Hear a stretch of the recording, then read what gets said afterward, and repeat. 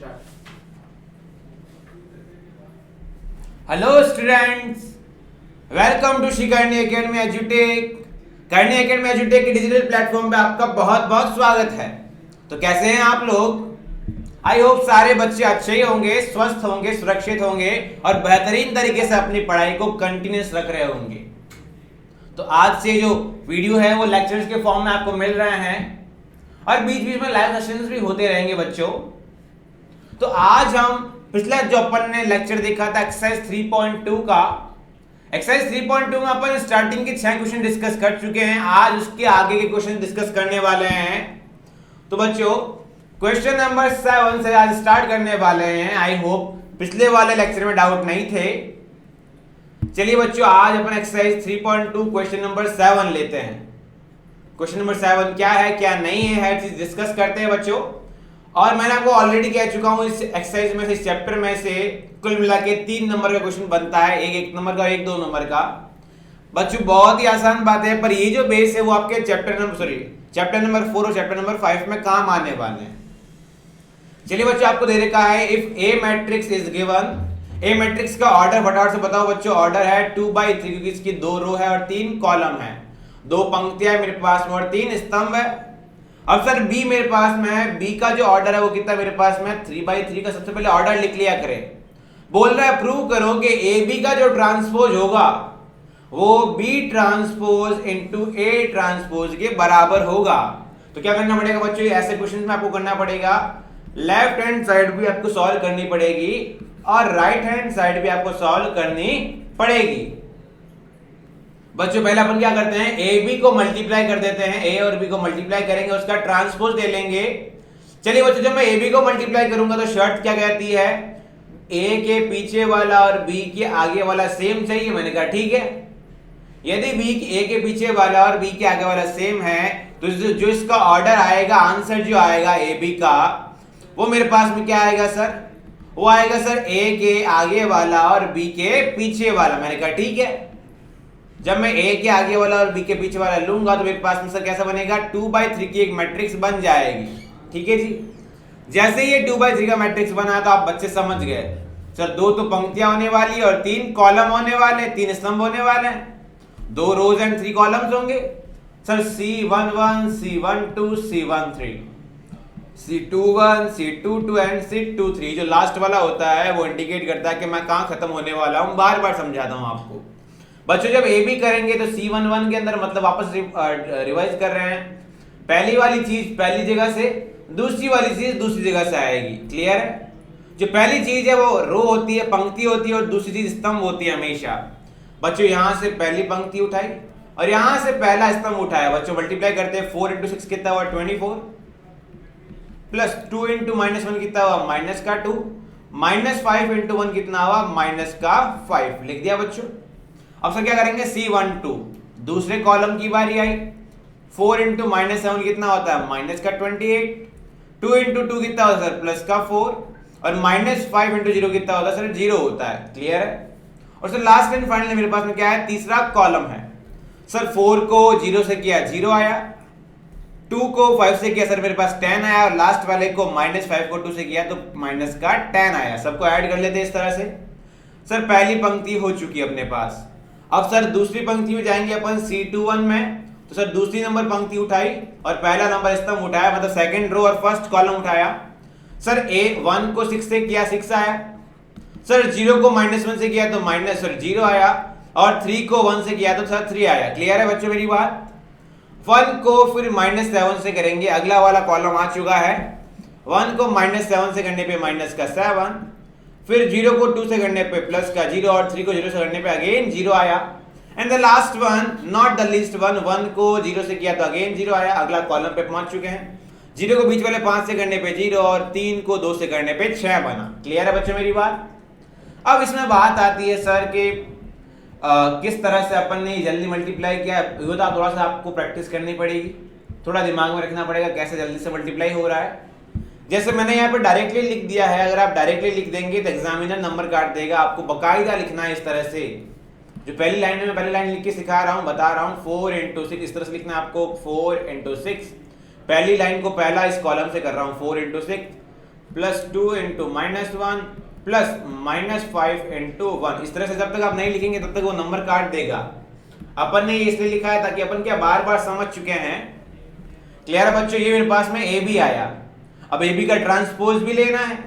चलिए बच्चों, ट्रांसपोज लेने से पहले पहले ए बी 1 कितना रहा है वो देख लेते हैं ना। ये 24 प्लस का और ये -7 तो कितना पड़ा सर? यहाँ पे 17 बनेगा।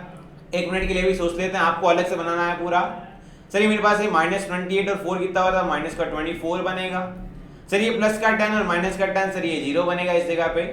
जो भी नई चीज बन रही है मैं उसको गोला बना के लिख रहा हूँ, है ना बच्चों। 6 और 3 कितना सर? प्लस का 9 बनेगा, -7 का -7 आएगा और ये 6 का 6 आएगा। क्लियर है बच्चों मेरी बात? अब इसका क्या कर लेना सर? इसका ट्रांसपोज ले लेना है। चलिए बच्चों इसका ट्रांसपोज लेते हैं। तो ए बी का जो ट्रांसपोज होगा, उस ट्रांसपोज का मतलब क्या हुआ? ए बी के ट्रांसपोज का मतलब हुआ जो रो था वो कॉलम बन गया, मतलब जो पंक्ति थी वो स्तंभ बन गया। जो इस तरह से था वो इस तरह से आ चुका है ना बच्चों। जो चीज सोई हुई थी उसको अपन को क्या करना है सर? एक वर्टिकल फॉर्म में, ऊर्ध्वाधर फॉर्म में जमा देना है। तो सर 17 यहाँ आ गया, ये जो -24 था वो इधर आ गया और लास्ट 0 वाला इधर आ गया। सर ये जो 9 था वो इधर, -7 इधर और 6 इधर आ गया। और जैसे ही चेंज किया वैसे ही मेरे पास 2x3 जो ऑर्डर था वो उसका ऑर्डर भी 3x2 में कन्वर्ट हो गया। क्योंकि बच्चों जब पंक्तियां स्तंभ में कन्वर्ट हो सकती है, स्तंभ पंक्तियों में कन्वर्ट हो जाएंगे तो बच्चों ऑर्डर भी क्या हो जाएगा? उल्टा हो ही जाएगा ऑलरेडी। क्लियर है मेरी बात? तो ये तो आया ए बी का ट्रांसपोज, पर अपने को इसको किसके प्रूव करना है? इक्वल्स टू के B transpose into A transpose. बच्चों पहले ही क्या करते हैं? बी ट्रांसपोज को ए ट्रांसपोज से मल्टीप्लाई करना है, तो क्या करते हैं? पहले ही बी का ट्रांसपोज निकाल लेते हैं, है ना बच्चों। जब बी का ट्रांसपोज निकल जाएगा तो वो मेरे लिए थोड़ा सा इजी रह जाएगा, है ना बच्चों। तो मैं बी का ट्रांसपोज निकालता हूं, थोड़ा सा पेन चेंज कर लेते हैं अपन। बच्चों बी का ट्रांसपोज जो निकलेगा आप सब जानते हैं कैसे आएगा सर? सर बी का ट्रांसपोज जो भी आएगा अपने पास में उसमें क्या रहेगा? उसमें रहेगा सर मेरे पास जो भी पंक्ति होती है वो कहां चली जाती है? स्तंभ के अंदर। तो 6 है, -7 और 0, सेकेंड वाला -1 2 और 5, लास्ट वाला 1 0 एंड 2। क्लियर है बच्चों मेरी बात? सर ये 3/3 का है, उल्टा भी कितना होगा सर? 3/3 का होगा। क्लियर है सर? ए जो है, ए के अंदर सर क्या होगा? ए का ट्रांसपोज लेना है। सर ए का ट्रांसपोज कैसे आएगा? जो पंक्ति थी वो स्तंभ में आएगी, जो रो थी वो कॉलम में आएगा। 4 2 और -5, फिर कितना आएगा सर? 1 0 एंड 3। सर इसका ऑर्डर कैसा हो जाएगा? चेंज। ये बन जाएगा 3/2 का बनेगा। क्लियर है? अब बच्चों करना क्या है इसमें? देखो ये जो ए बी का ट्रांसपोज है वो बोल रहा है B transpose into A transpose, मतलब उल्टा। ए बी का जब ट्रांसपोज कहेगा पूरे का तो होगा B transpose into A transpose. बच्चों B transpose into A transpose multiply करना है तो बच्चों देखो बी के पीछे वाला और ए के आगे वाला सेम है क्या? मैंने कहा सर सेम है, मतलब मल्टीप्लाई तो हो सकता है। तो इसका आंसर क्या आएगा? मैंने कहा बी के जो पहली वाली चीज है उसका पहले वाला और जो बाद वाली चीज है उसके बाद वाला, मतलब 3/2 का बनेगा। सर यहाँ भी अगर देखें आंसर तो 3/2 का बन रहा है, तो पहली बात तो ठीक है कि हाँ ऐसा हो सकता है। चलिए बच्चों आगे इसके बाद अपन नेक्स्ट पेज में सब बी ट्रांसपोज और ए ट्रांसपोज लिखते हैं। बच्चों जो बी ट्रांसपोज है वो फटाफट से एक बार चेक कर लेते हैं कितना, और ए ट्रांसपोज कितना है उसको भी फटाफट से लिख लेते हैं। बी ट्रांसपोज है 6 -1 और 1, 7 -2 और 0। 6 कितना बच्चों? 6 -1 और 1, 7, उसके बाद कितना मेरे पास? सॉरी -7 2 और 0, और उसके बाद मेरे पास कितना है? यही फिर आ रहा है 0 5 और 2। ठीक है बच्चों, तो मेरे पास आया 0 5 एंड 2, इस तरह से बना। अब सर ए ट्रांसपोज कितना है? फटाफट से ए ट्रांसपोज देख लेते हैं। सर 4 1 2 0 -5 और 3, 4 1 2 0 -5 और 3, इस तरह से आया। मैंने कहा ये 3/3 का, ये 3/2 का मल्टीप्लाई करने पे कितना आएगा सर? मल्टीप्लाई करने पे 3/2 का बनेगा। दिख रहा है? पहले वाले की पहली चीज और लास्ट वाले की लास्ट चीज आती है। चलिए बच्चों अगर इसमें मैं मल्टीप्लाई करने लगूंगा तो आप बता सकते हैं मेरे पास में मैं किस तरह से मल्टीप्लाई करूंगा? बच्चों मैं मल्टीप्लाई करने जा रहा हूं B transpose into A transpose को। कैसे आएगा बच्चों देखते हैं। सर ये पहली पंक्ति और ये पहला स्तंभ मल्टीप्लाई होता है, मैंने कहा ठीक है। और सर ये 3/2 का है तो एब्सोल्युटली 3/2 का मतलब C11 C12 C21 C22 C31 और C32। क्या कोई बच्चे को अभी भी असमंजस है कि सर ये कैसे लिखते हैं? तो आप पहले वाला लेक्चर देख सकते हैं, इजीली आपको वहां से क्लियर हो जाएगा। सर यहाँ से पहली पंक्ति और यहाँ से पहला स्तंभ लिया, फर्स्ट वन फर्स्ट कॉलम लिया, 6 इंटू 4 पे मेरे पास में 24 आया, माइनस 1 इंटू बीच के 2 से मेरे पास में क्या आया, माइनस का 2 आया, और ये प्लस का 1 और ये माइनस का 5 कितना बना, माइनस का 5। सर ये अगेन फर्स्ट रो और ये सेकंड कॉलम, 6 को 1 से किया तो 6 आया, माइनस 1 को बीच वाले 0 से किया तो मेरे पास 0 आया, और 1 को 3 से करने पे 3 आया। क्लियर है? सर ये सेकंड रो उठाते हैं। सेकंड रो को फर्स्ट कॉलम से किया, माइनस 7 को 4 से किया तो माइनस का 28, 2 को 2 से किया तो 4, और 0 को माइनस 5 से किया तो 0। इसी को सेकंड कॉलम से लिया तो माइनस 7 इंटू 1 कितना हुआ, माइनस का 7, 2 इंटू 0 कितना मेरे पास में सर 0, और 0 इंटू 3 भी कितना हुआ 0। क्लियर है? अब सर थर्ड रो की बारी आई। थर्ड रो भी कहां जाएगी, कहीं नहीं जा सकती। 0 को फर्स्ट कॉलम से करेंगे, 0 इंटू 4 कितना हुआ 0, प्लस 5 इंटू 2 कितना हुआ 10, प्लस 2 इंटू माइनस 5 कितना हुआ माइनस का 10। क्लियर है? अब से सेकंड कॉलम 0 इंटू 1 किया तो 0, 5 इंटू 0 किया तो 0, और 2 इंटू 3 किया तो 6 आया। बच्चों आप देख पा रहे हैं ये कितना है, ये मेरे पास में 19, ये 9, ये माइनस का 24, ये माइनस का 7, ये 0, और ये 6 आ रहा है, ये 3/2 का। बच्चों देखते हैं, पहला 19 और 9 है, क्या पिछले वाले अपना जो आ रखा है उसमें भी इसी तरह है क्या? जी सर नहीं, यहाँ पे थोड़ा गड़बड़ दे रखा है, -5 और -2 तो -7 होता है। ठीक है, ये सर ये सही है। चलिए देखते हैं बच्चों यहाँ पे गलती हुई कि अपने से। हाँ बच्चों इसमें भी 7 घटाना था, यहाँ 7 घटाने से मेरे पास में 17 ही आएगा, तो सर सेम आ रहा है पहली चीज। दूसरा -24 और -7 है। चलिए देखते हैं बच्चों, सर सेम आ रहा है। तीसरा 0 और 6 है, उसमें भी मेरे पास में क्या आ रहा है, सेम आ रहा है। तो सर मेरे पास में अब मुझे याद रहेगा सर, अगर मुझे कभी भी ए बी का ट्रांसपोज करना हो तो इसका आंसर क्या आएगा, पीछे वाले का ट्रांसपोज इनटू आगे वाले का ट्रांसपोज। ठीक है, अगर इसकी जगह पे आपको बोले कि बी ए का ट्रांसपोज करो तो क्या आगे बात क्या हुई, पीछे वाले का ट्रांसपोज इनटू आगे वाले का ट्रांसपोज। क्लियर है बच्चों मेरी बात? आई थिंक सबको इस तरह से आपका क्वेश्चन 2 नंबर के अंदर आ सकता है। चलिए बच्चों क्वेश्चन नंबर 8 पे आते हैं। सर क्वेश्चन नंबर 8 इतना बड़ा सा दिख रहा है कुछ, और इतने बड़े से को सामने वाला और भी बड़ा कुछ क्वांटिटी है। सबसे पहले ऑर्डर लिख लेंगे बच्चों। इसका ऑर्डर कितना है सर 1 इंटू 3, इसका ऑर्डर कितना है 3 इंटू 3, इसका ऑर्डर कितना है 3 इंटू 1। क्लियर है बच्चों मेरी बात?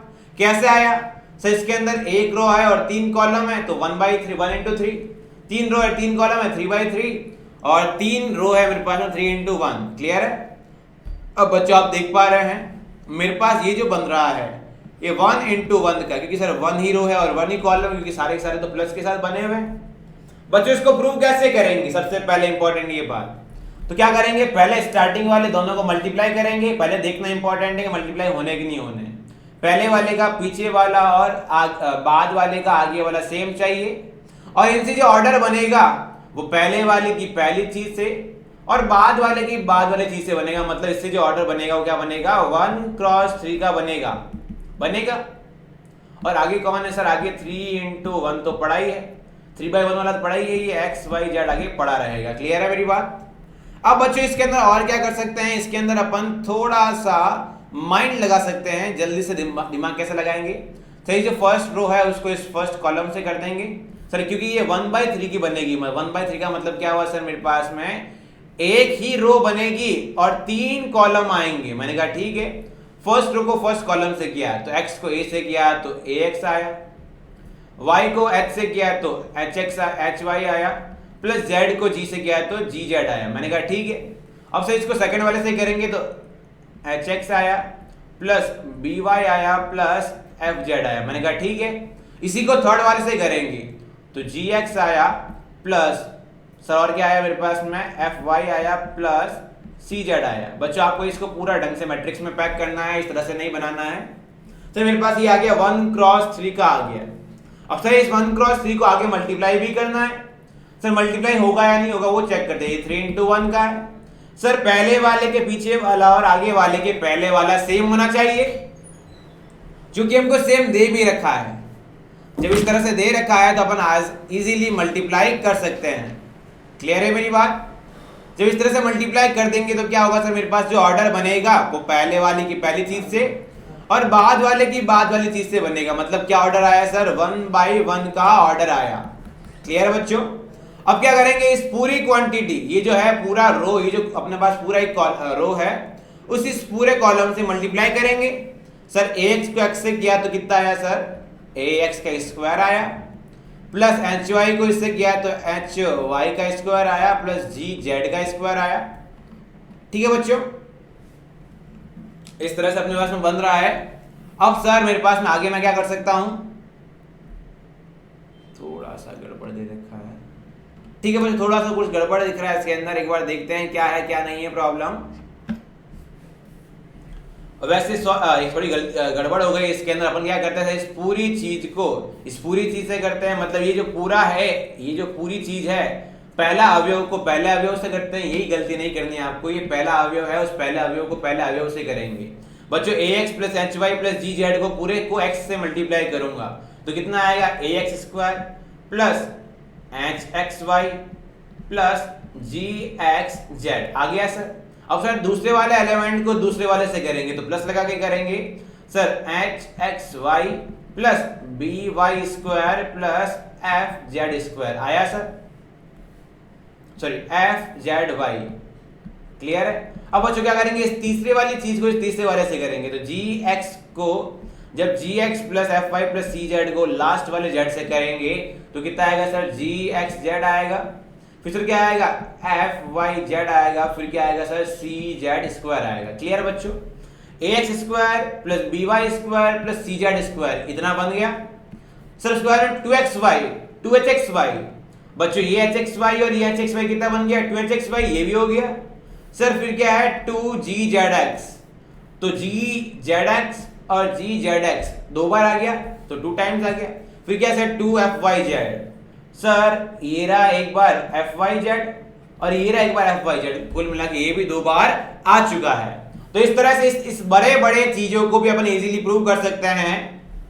ऐसा आपने पढ़ा है बच्चों कोनिक सेक्शन के अंदर, शांकव परिच्छेद के अंदर क्लास 11th में जनरल क्या होती है, ax square plus by square plus cz square plus 2hxy plus 2fyz plus 2gxz। ऐसा कुछ पढ़ा है आपने कहीं, इस तरह की बात आपने कहीं कहीं पढ़ी होगी।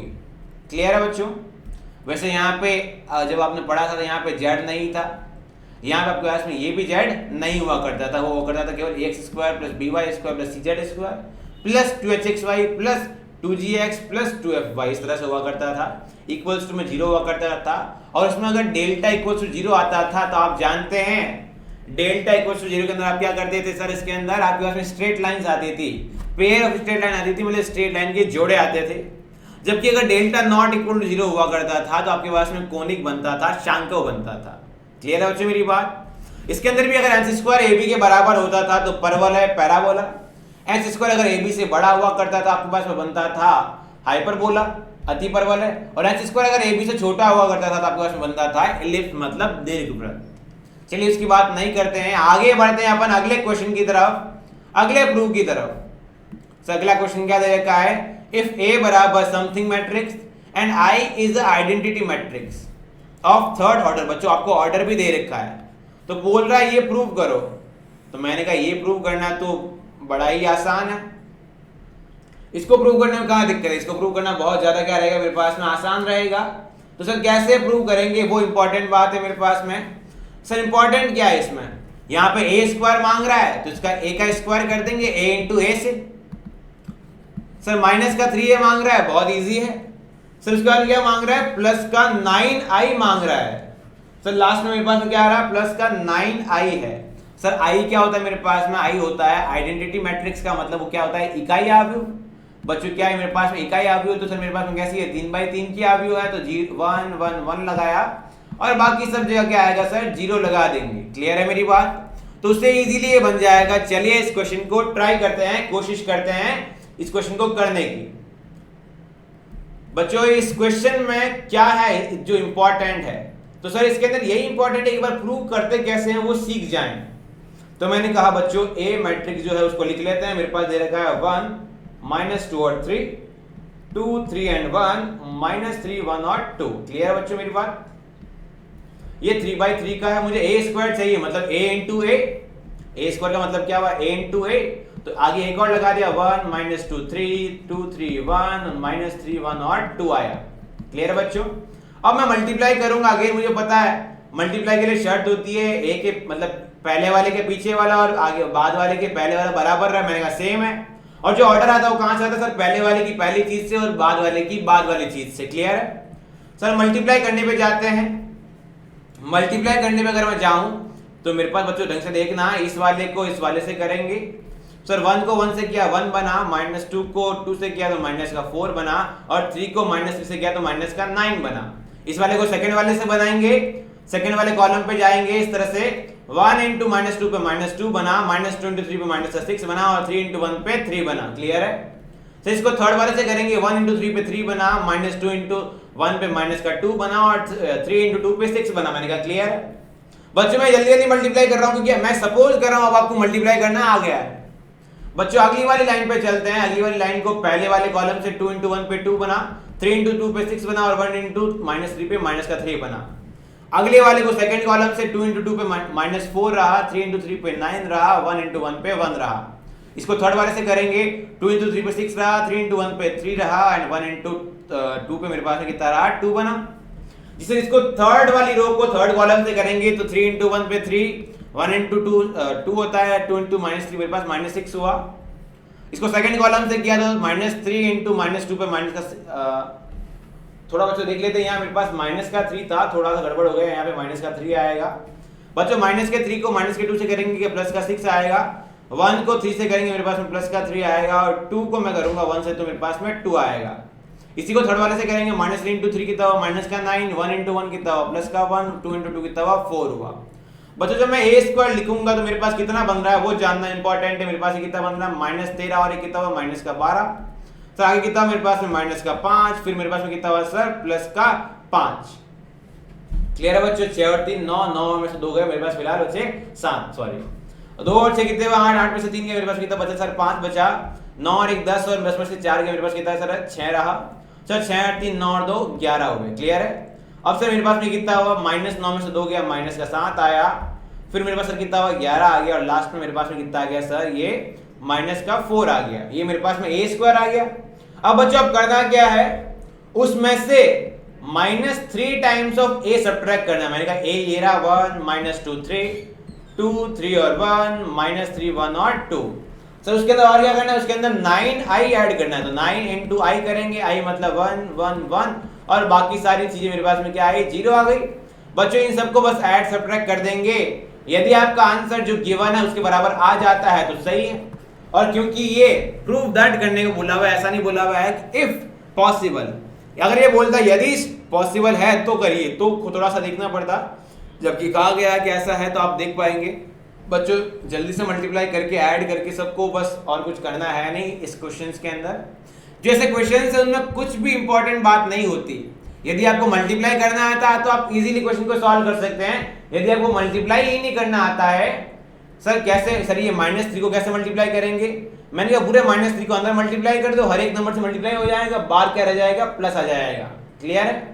और यदि आप चाहो तो सिर्फ और सिर्फ अंदर की तरफ किससे मल्टीप्लाई कर सकते हो? 3 से मल्टीप्लाई कर सकते हो। यदि आप 3 से मल्टीप्लाई करेंगे बच्चों तो बाहर माइनस रह जाएगा, और माइनस का मतलब हुआ सब्ट्रैक्शन करना पड़ेगा, तो आप जैसा चाहे वैसे कर सकते हैं। क्लियर है मेरी बात आपको? इस तरह से क्वेश्चन, हर एक क्वेश्चन को इजीली किया जा सकता है। चलिए बच्चों आगे बढ़ते हैं अगले क्वेश्चन की तरफ। अगला क्वेश्चन क्या है? महाबली क्वेश्चन क्या दे रखा है सर? क्वेश्चन ने बोला कि कोई वैल्यू फाइंड करनी। मैंने कहा सर अभी ऐसा क्वेश्चन कर चुके हैं ऑलरेडी अपन, तो इस क्वेश्चन को करने में मेरे ख्याल से दिक्कत ज्यादा नहीं होनी चाहिए, है ना। क्वेश्चन ने बोला सर मेरे पास 3 इस तरह से मैट्रिक्स दे रखी है, और उसमें a एक वेरिएबल है, a पता नहीं क्या है, उसको a की वैल्यू फाइंड करनी है। इक्वल्स टू में जो दे रखा है ये o है, o का मतलब 0 मतलब शून्य अवयव दे रखा है, या फिर नल मैट्रिक्स दे रखा है ना। बच्चों ये जो है वो पूरा नल मैट्रिक्स के बराबर है। सबसे पहले ऑर्डर लिख लो। इसका ऑर्डर है 1/3 का, उसका ऑर्डर है 3/3 का, इसका ऑर्डर है 3/1 का। क्लियर है सर? पहले इन दोनों को मल्टीप्लाई करेंगे। बच्चों जल्दी से मल्टीप्लाई करने पर बताओ ऑर्डर कितना आएगा? सर पहले वाले की पहली चीज और बाद वाले की बाद वाली चीज ऑर्डर आएगी, तो 1/3 ऑर्डर रहेगा। जब 1/3 ऑर्डर रहेगा तो मेरे पास में 1 रो और 3 कॉलम रहेंगे। बच्चों पहली रो को पहले कॉलम से मल्टीप्लाई किया, कितना है सर मेरे पास में? 2a + 4 प्लस 1 × 0 पे 0 आया। मैंने कहा ठीक है सर। पहली वाली रो को सेकंड वाले कॉलम से करेंगे, a × 1 आया a, 4 × 0 आया 0, और 1 × 2 आया 2। क्लियर है?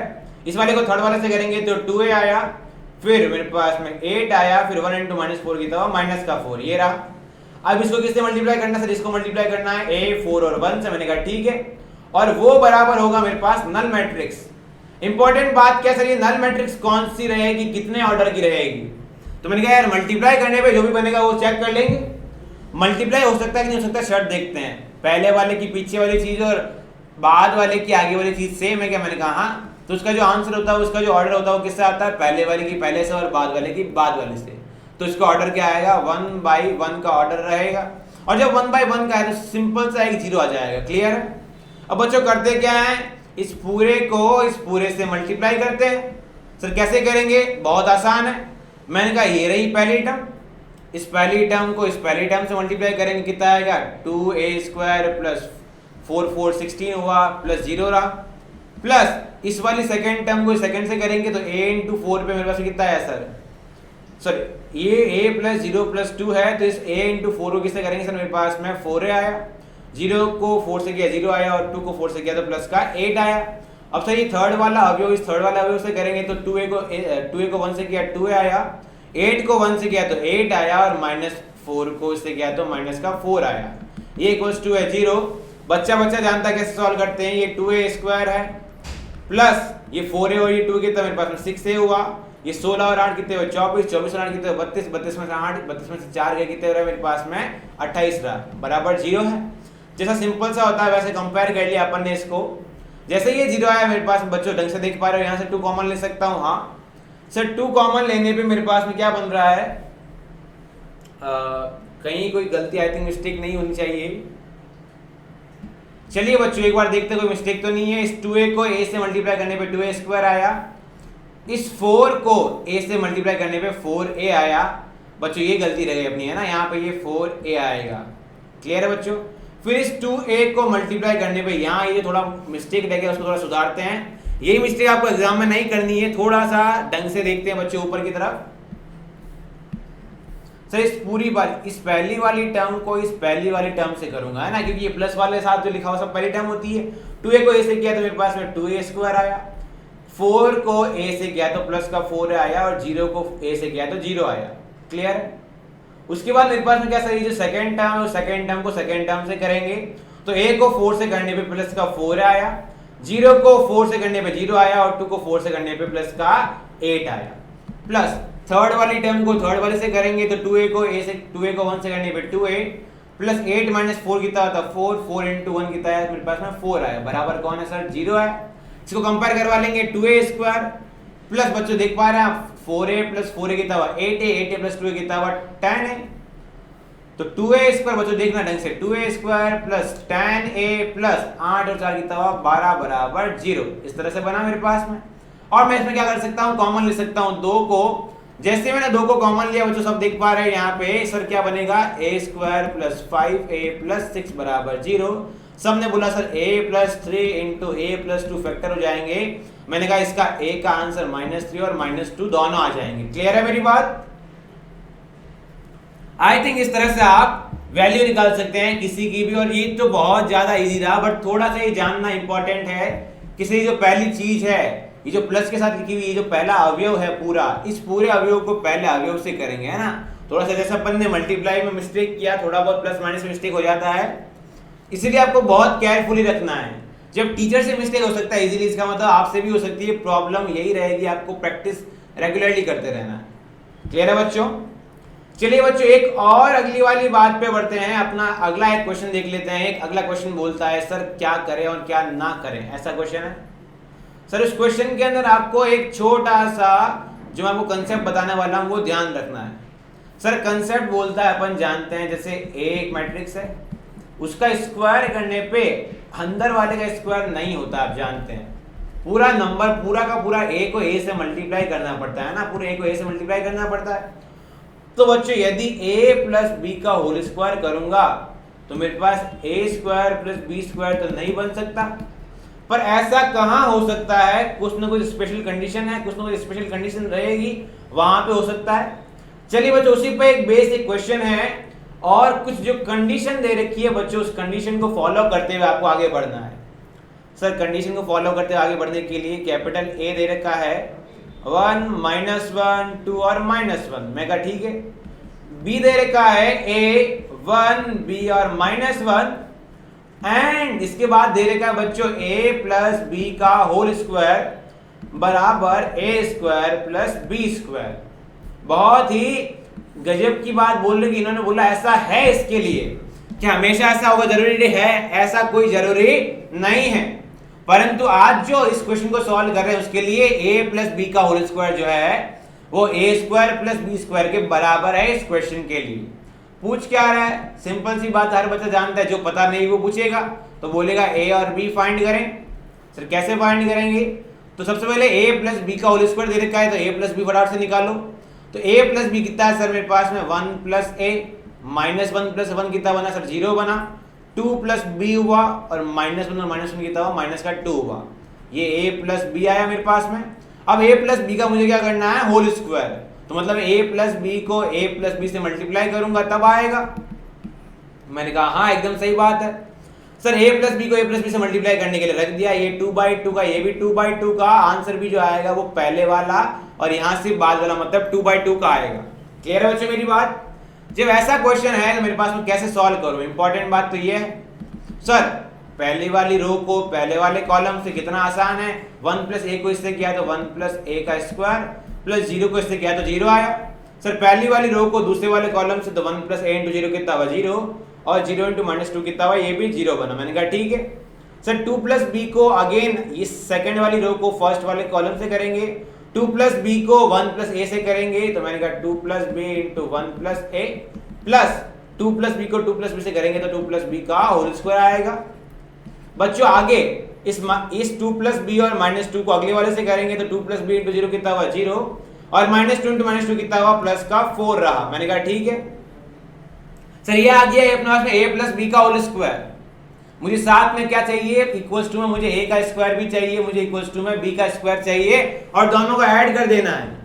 तो बच्चों वो इजीली आप a का स्क्वायर तो बहुत छोटा सा 2/2 का इजीली स्क्वायर कर सकते हैं, b का स्क्वायर बहुत छोटा सा रहेगा और फिर क्या करेंगे सर? दोनों को ऐड करके इनके साथ में कंपेयर करवा लेंगे तो इजीली आपका क्वेश्चन आंसर आ जाएगा।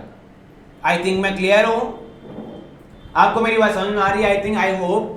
और इन सब के अंदर सर बेसिक बात रहती है, यदि आपको मल्टीप्लाई करना आता है, यदि आपको 10th की मैथमेटिक्स आती है तो ये एक्सरसाइज 3.2 इजीली आप कर पाएंगे सर। बहुत ज्यादा इजीली इन क्वेश्चंस को आप कर पाएंगे यदि और केवल यदि, शर्त क्या है?